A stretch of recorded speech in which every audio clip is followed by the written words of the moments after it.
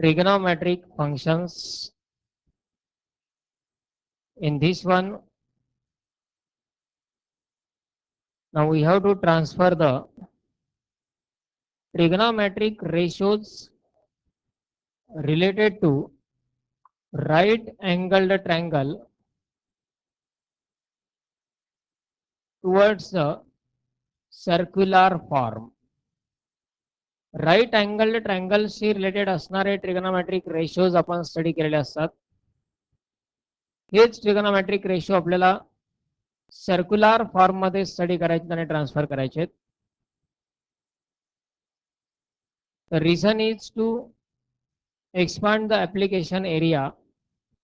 कारण right angle triangle मध्ये जे अँगल असतात ते फक्त ॲक्यूट अँगल असतात. ॲक्यूट अँगलचेच आपण ट्रिगोनोमेट्रिक रेशोज फाइंड करू शकतो, ट्रिगोनोमेट्रिक व्हॅल्यूज फाइंड करू शकतो. पण सर्क्युलर सिस्टीम मध्ये आपल्याला माहित आहे अँगल्स हे आपण minus infinity two plus infinity घेऊ शकतो. यात जर ट्रिगोनोमेट्रिक रेशो ॲप्लिकेबल ठेवता आले तर त्या ट्रिगोनोमेट्रिकचा यूज आणखी जास्त एक्सपांड होऊ शकतो. From that point of view, for this one consider x axis and y axis. This one is a two-dimensional coordinate system. First of all, what is mean by an angle in standard position? When the angle is to be in standard position, any angle is said to be in standard position if its initial ray is along the positive direction of x axis. Initial ray is along the positive direction of x axis and initial point is at the origin of the coordinate axis. ज्या अँगलचा initial रे हा positive x ॲक्सिसच्या direction मध्ये असतो आणि त्यांचा initial point हा ओरिजिनच्या ठिकाणी असेल, अशा अँगल्सला म्हटलं जातं angles in standard position. An angle in which initial ray, कोणत्याही अँगलसाठी दोन रे असतात, इनिशियल रे आणि टर्मिनल रे. टर्मिनल रेची तर पोझिशन फिक्स असणं शक्य नाही, तो पूर्ण रोटेट होत असतो. इनिशियल रेची पोझिशन मात्र फिक्स असते आणि त्यामुळं जर तो इनिशियल रे आपण पॉझिटिव्ह एक्सच्या डायरेक्शन वरती प्लेस केला आणि त्यांचा इनिशियल पॉइंट जो आहे तो ओरिजिनच्या ठिकाणी प्लेस केला तर तयार होणारा प्रत्येक अँगल हा कसा असतो, स्टँडर्ड अँगल असतो. That is said to be angle in standard position. Now here consider a standard circle now. Standard circle म्हणजे काय असतं बा? A circle whose center is at the origin of coordinate axis is called as standard circle. A circle whose center is at the origin of coordinate axis is called as standard circle. ज्या सर्कलचा centre हा coordinate ॲक्सिसच्या ओरिजिनला असतो त्या सर्कलला म्हटलं जातं standard circle. सर्कलमध्ये दोन part important असतात. एक म्हणजे त्या सर्कलचा सेंटर कुठे आहे आणि दुसरं म्हणजे त्या सर्कलची रेडियस काय आहे. रेडियस डझंट मॅटर हिअर, पण जर सेंटर हा ओरिजिनच्या ठिकाणी असेल तर अशा सर्कलला म्हटलं जातं standard circle. A circle whose centre is at origin is called as standard circle. Then a circle whose radius is 1. ज्या सर्कलची रेडियस 1 असते, 1 युनिट, मग 1 सेंटीमीटर असेल, 1 मिलीमीटर असेल, 1 किलोमीटर असेल, what ever, radius is 1, that circle is called as unit circle. Circle whose radius is 1 is called as unit circle. ज्या सर्कलची radius 1 असते त्याला म्हणायचं युनिट सर्कल. आणि ज्या सर्कलचा सेंटर ओरिजिनच्या ठिकाणी असतो त्या सर्कलला म्हणायचं standard circle. Now here a circle whose center is at origin and radius is 1. Center is at origin and radius is 1 is called standard unit circle. त्याचा सेंटर ओरिजिनला आहे म्हणून ते स्टँडर्ड सर्कल आहे आणि त्याची रेडियस 1 आहे त्यामुळे त्याला युनिट सर्कल म्हणता येईल. सो ए स्टँडर्ड युनिट सर्कल. मग हे सर्कल आपण कन्सिडर केलं. युनिट या ठिकाणी 1 घेतले नाही तरी चालेल. आर हीच आपण सध्या रेडियस घेणार आहेत इनिशियल डेफिनेशन साठी. युनिट सर्कलचा यूज आपण नंतर एक्झाम्पल्सच्या वेळी सुरू करणार आहेत. पण स्टँडर्ड युनिट सर्कल म्हणजे काय? सर्कलचा सेंटर कुठे असेल? ओरिजिनला. आणि त्याची रेडियस किती असेल? 1. त्याला म्हणायचं स्टँडर्ड युनिट सर्कल. पण इथे आपल्याला कन्सिडर करायचं आहे एक स्टँडर्ड सर्कल की ज्याची रेडियस असेल R. Let the radius of this circle is r. So here we can write now, consider a standard circle. Standard circle. Standard circle म्हटलं म्हणजे त्याचा सेंटर कुठे आला? ओरिजिनला. With radius r. r ही त्याची आपण रेडियस कन्सिडर केली. Okay. Now here consider now any point P which lies on this circle whose coordinates are suppose x, y. त्या circle वरती एक पॉइंट आपण कन्सिडर केला x, y हे कोऑर्डिनेट असणारा. इनिशियली तो पॉइंट आपण फक्त फर्स्ट क्वाड्रंट साठी विचारात घेतला. Now here join this point with the center of the circle which is origin. तो पॉइंट ओरिजिनला जॉईन करायचा म्हणजे सर्कलच्या सेंटरला जॉईन केला आपण. आता या ठिकाणी पॉइंट पी आपण सर्कल वरती कोणत्या ठिकाणी घेतोय त्यानुसार ही जी सेगमेंट ओपी आहे रेडियस ओपी आहे ह्या ओपी न पॉझिटिव्ह एक्स ऍक्सिस सोबत केलेला अँगल बदलेल. रिमेंबर दिस पॉइंट. जसजसं या पॉइंट पी ची पोझिशन बदलेल समजा पी हा पॉइंट आपण इथे घेतला सर्कल वरती पोझिशन बदलली त्याची त्यामुळं ओपी या रेडियस न एक्स ऍक्सिस सोबत केलेला अँगल बदलला. मग इथे आपण काय करणार सध्या ओपी ही जी सेगमेंट आहे तोच टर्मिनल आर्म आहे असं गृहीत धरू. जसं आपण पी काय म्हटलंय P is any point on the circle. P हा सर्कल वरचा कोणताही एक पॉइंट आहे मग तो सर्कल वरती आपण कुठेही घेऊ शकतो.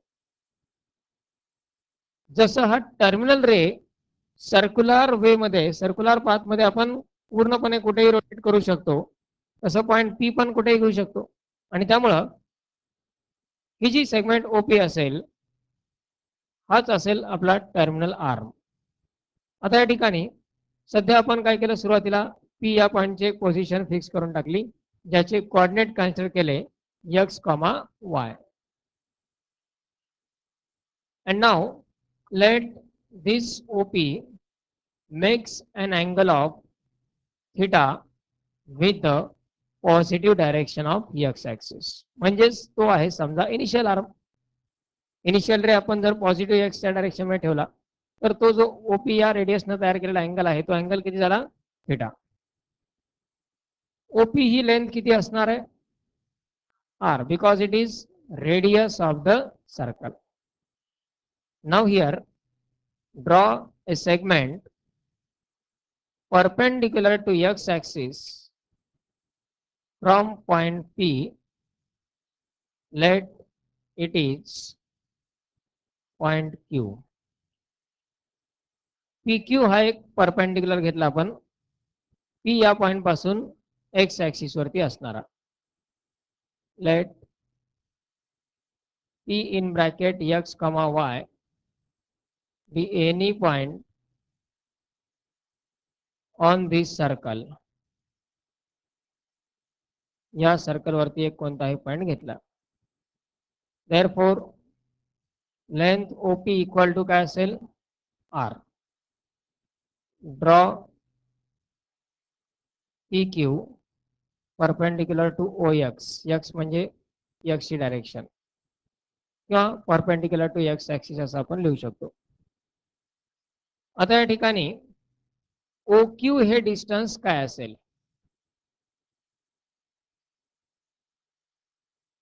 OQ हे डिस्टन्स काय असेल?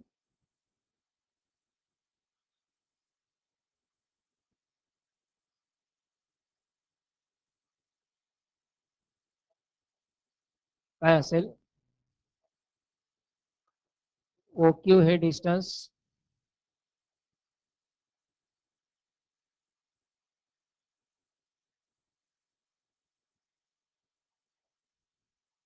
काय असणार? पॉइंट P चा तो एक्स कोऑर्डिनेट. एक्स कोऑर्डिनेट म्हणजे काय असतं? वाय ऍक्सिस पासूनचं परपेंडिक्युलर डिस्टन्स. P या पॉइंट पासून आपण इकडे परपेंडिक्युलर घेतला तर हे जे डिस्टन्स आहे हे डिस्टन्स म्हणजे काय असणार? हे डिस्टन्स काय असेल? X coordinate. वाय ऍक्सिस पासूनचं डिस्टन्स म्हणजे एक्स कोऑर्डिनेट आणि एक्स ऍक्सिस पासूनचा डिस्टन्स म्हणजे वाय कोऑर्डिनेट असतो.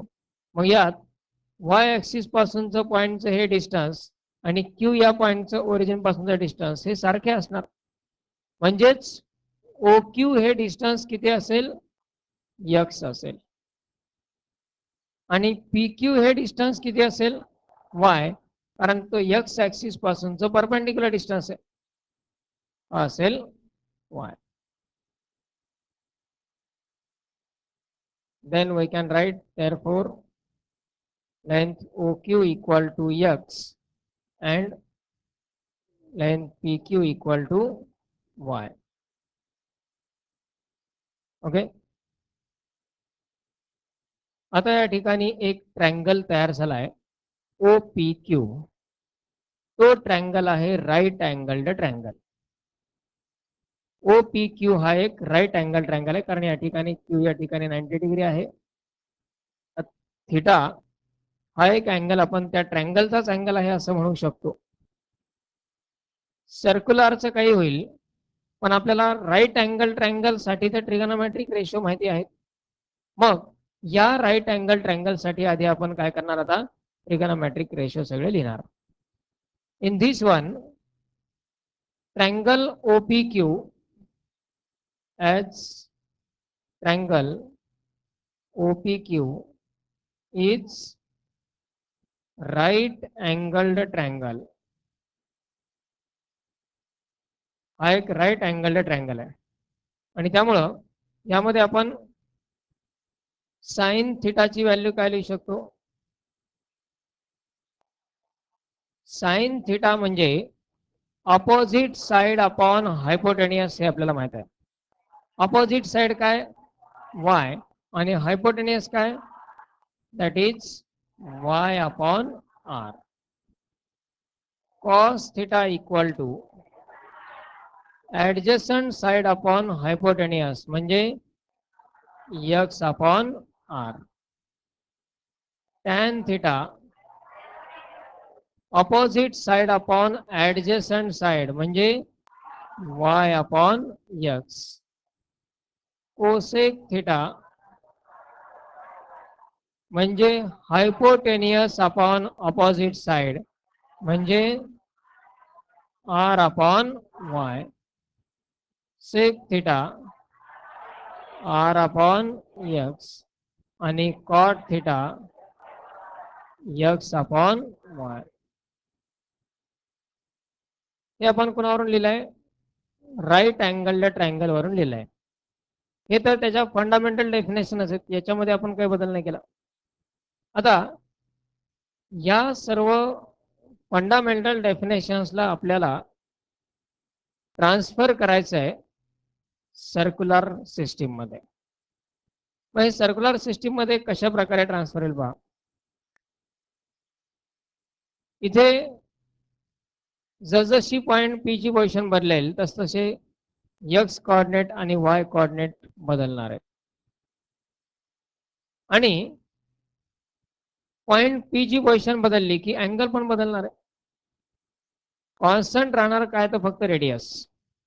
रेडियस बदलणार नाही. पॉइंट पी आपण कुठेही घेतला तरी रेडियस फिक्स राहणार आहे. फक्त चेंज काय होणार, एक्स वाय आणि थीटा या तीन व्हॅल्यू चेंज होतील. वाय बदलला की थीटा बदलेल, एक्स बदलला की थीटा बदलेल. आणि त्याच प्रमाणामध्ये या ट्रिगोनोमेट्रिकल रेशियोच्या व्हॅल्यूज पण चेंज होतील. आता इथे साइन थीटा इक्वल टू आपण काय घेतलेलं आहे, वाय अपॉन आर घेतलेला आहे. पॉइंट पी हा सुरुवातीलाच आपण कन्सिडर करताना काय केला आहे, any point on the circle. तो पॉइंट जर आता समजा आपण या ठिकाणी घेतला सेकंड क्वाड्रंट मध्ये, तर थीटाची व्हॅल्यू ती राहील का, अँगल बदलेल. त्या अँगल नुसार तो साइनचा रेशो आहे तो पण बदलेल. आपल्याला इथे काय फक्त पाहायचं की सर्क्युलर फॉर्म मध्ये ही ट्रिगोनोमेट्री ट्रान्सफर करायची आहे. जसं आपण राईट अँगल ट्रायंगल म्हटलं की कन्फर्म डेफिनेशन सांगतो, साइन थीटा म्हणजे opposite side upon हायपोटेन्यूस, cos theta म्हणजे ऍडजस्टंट साइड अपॉन हायपोटेन्यूस. तसं सर्क्युलर फॉर्म मध्ये आपल्याला प्रत्येक रेशिओसाठी कन्फर्म डेफिनेशन तयार करायची आहे. मग यामध्ये साइन थीटा म्हणजे काय, वाय अपॉन आर. आता वाय म्हणजे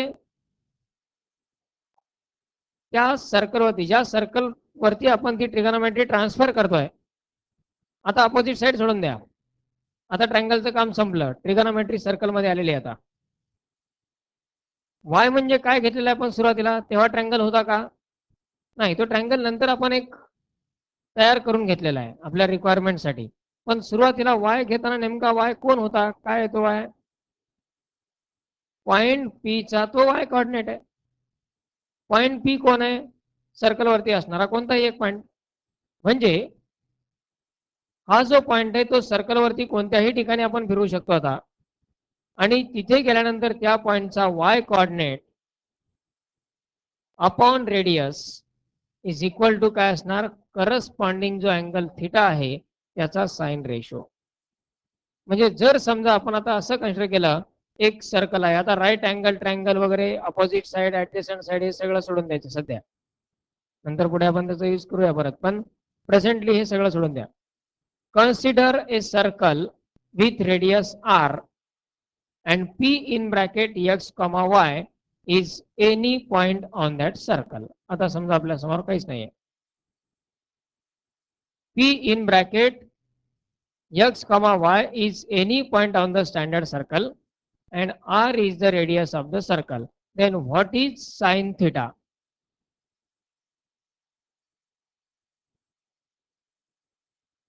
sin theta काय होईल, y अपॉन r. ट्रायंगलची गरज पडली का इथे, कारण का एक्स कॉमा वाय हा जो पॉइंट आहे तो आपला दिलाय आणि सर्कलची रेडियस पण आपला दिलेली आहे. समजा एक अशा प्रकारचं सर्कल आहे, त्या सर्कल वरचा पॉइंट आहे 3,4 आणि त्या सर्कलची रेडियस आहे suppose 5.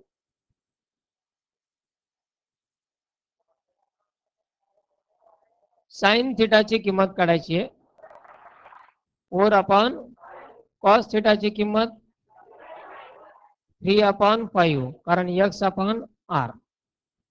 Tan theta 4 upon 3 Y upon X. Tan theta म्हणजे काय, Y upon x.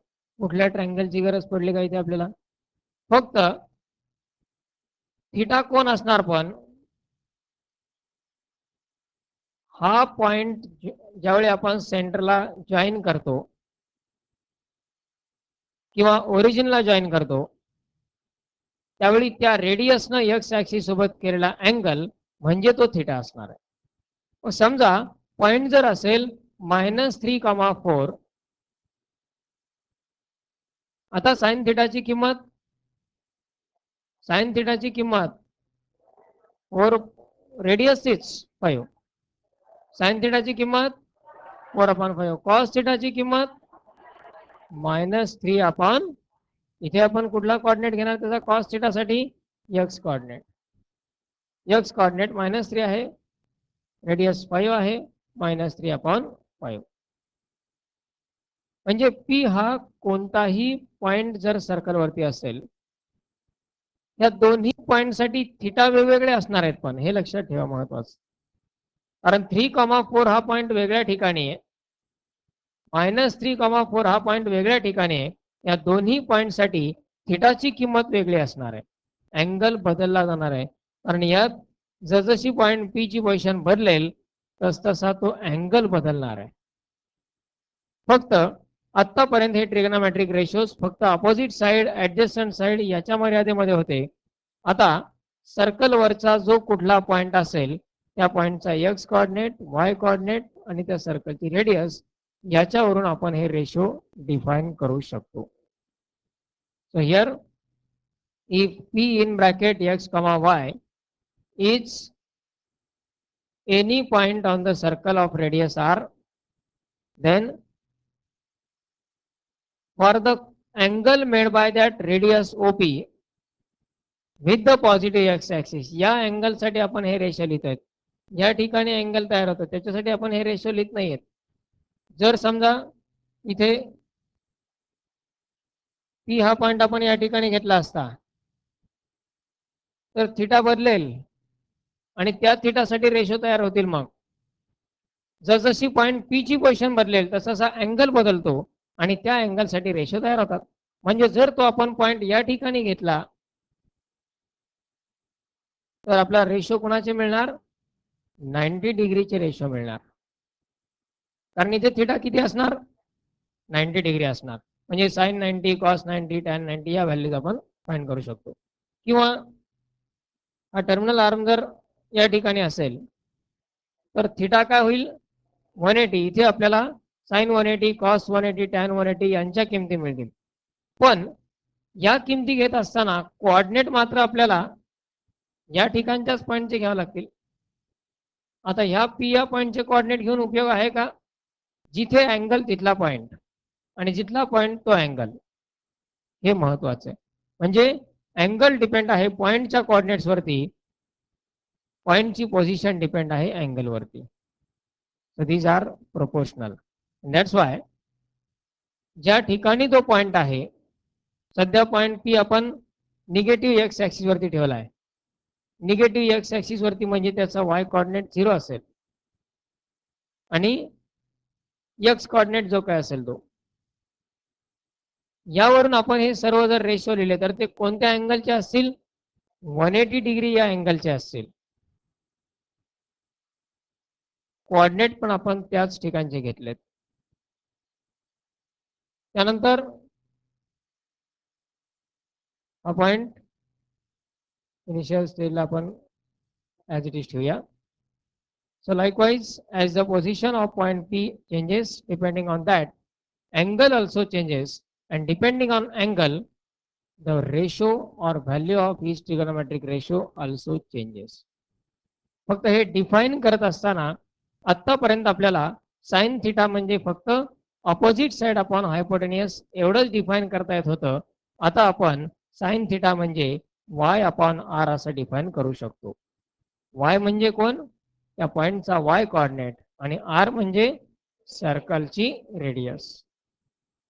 Cos theta X upon R, tan theta Y upon X, cosec theta R upon Y, sec theta R upon X, cot theta X upon Y. यातल्या आपण किमान पहिल्या 3 definition लक्षात ठेवणं आवश्यक आहे. बाकीचे 3 त्यांना उलट केले की तयार होतात. फक्त कोण कोणाचा उलटा आहे हे मात्र कन्फर्म लक्षात पाहिजे. ओके, साइनचा रेसिप्रोकल कोसेक, कॉसचा रेसिप्रोकल सेक आणि टॅनचा reciprocal cot. Okay, These are the trigonometric ratios. Now, why these are called functions?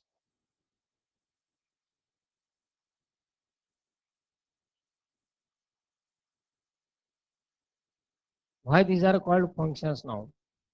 आपण तर ते डिफाईन केले होते रेशो म्हणून. त्याला फंक्शन का म्हटलंय? Function y equal to F of X आपल्याला माहित आहे. कोणाला आपण फंक्शन म्हणतो? ज्यावेळी एक दुसऱ्यावरती डिपेंड असतो त्यावेळी. And the value of one depends on value of other. In that case, in the function y equal to f of x, we know that x is the independent variable, y is dependent variable, because the value of y depends on value of x. And in that case, we can say that y is function of x. Y is function of x. Now here, the value of sin theta depends on y. Radius बदलणार आहे का सर्कलची? कुठे नाही, radius constant आहे. Sign थिटाची value कोणावर depend आहे? Y वर depend आहे. वाय हा व्हेरिएबल आहे. व्हेरिएबल म्हणजे बदलणार आहे. त्या सर्कल वरती जसं आपण तो पॉइंट पी मूव्ह करू तसं वाय कोऑर्डिनेट बदलेल. वाय ची व्हॅल्यू बदलणार आहे आणि जसं वाय ची व्हॅल्यू बदलेल तसा थिटा बदलेल, तसा साइन थिटा बदलेल. आणि त्यामुळं या ठिकाणी साइन थिटा हे कोणावर डिपेंड आहे? वाय वरती डिपेंड आहे. कॉस थिटा कोणावर डिपेंड आहे? एक्स वरती डिपेंड आहे. टॅन थिटा एक्स आणि वाय दोघांवरती डिपेंड आहे. कोसेक थिटा वाय वर डिपेंड आहे. सेक थिटा एक्स वर डिपेंड आहे आणि कॉट थिटा एक्स आणि वाय दोन्हीवरती डिपेंड आहे. म्हणजे या ठिकाणी एक व्हेरिएबल थिटा हा पण व्हेरिएबलच आहे. थिटा पण कॉन्स्टंट नाहीये, तो बदलणारच आहे. एक व्हेरिएबल ज्यावेळी दुसऱ्या व्हेरिएबलवर डिपेंड असतो त्यावेळी त्या ठिकाणी फंक्शन तयार होतं. And that's why these ratios are called trigonometric functions म्हणायचं आता त्यांना यापुढे. Okay, write down this.